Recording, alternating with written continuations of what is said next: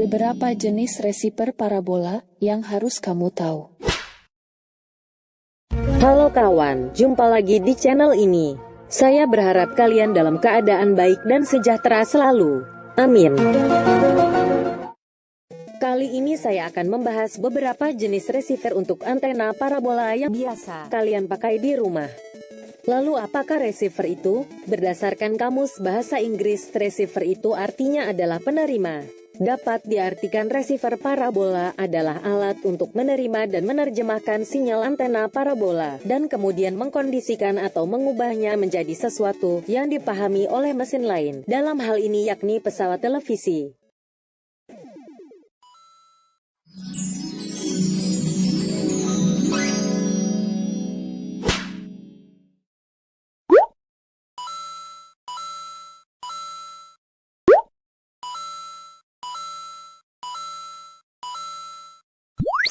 Umumnya receiver parabola yang ada di pasaran Indonesia untuk saat ini dibagi menjadi dua, yaitu receiver rekomendasi dan receiver non-rekomendasi.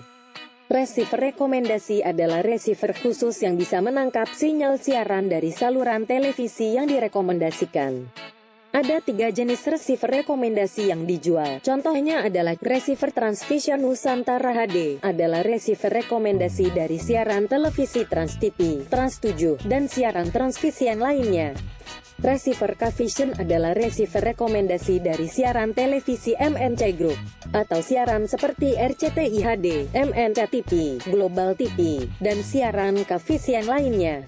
Dan terakhir, receiver Next Parabola adalah receiver rekomendasi dari siaran televisi MTech Group seperti SCTV HD, Indosiar HD, dan siaran Next Parabola lainnya.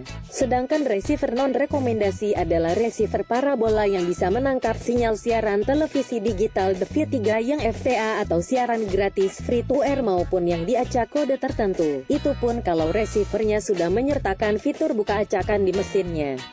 Receiver non-rekomendasi biasanya terdiri dari receiver MPEG-2 atau disebut receiver jadul, receiver MPEG-4, receiver MPEG-4 Plus Full HD, receiver support HEVC dan TM2i, dan receiver MPEG-4 HD Plus Combo. Berdasarkan fitur yang ada di mesin receiver, semakin baru rilis mesin receiver, maka fitur yang disertakannya semakin banyak dan harga tentunya semakin mahal.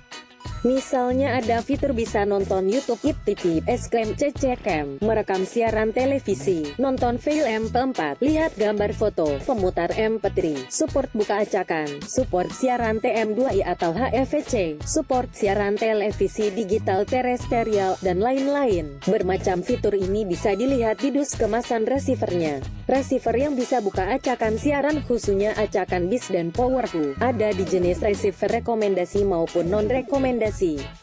Kita dapat melihat support acakan atau tidaknya di forum satelit parabola atau review produk receiver itu sendiri. Sepengetahuan saya, receiver rekomendasi itu tidak support acakan. Namun karena ada yang oprak-oprak software, ada jenis receiver rekomendasi yang bisa acakan kalau receivernya sudah di-upgrade softwarenya.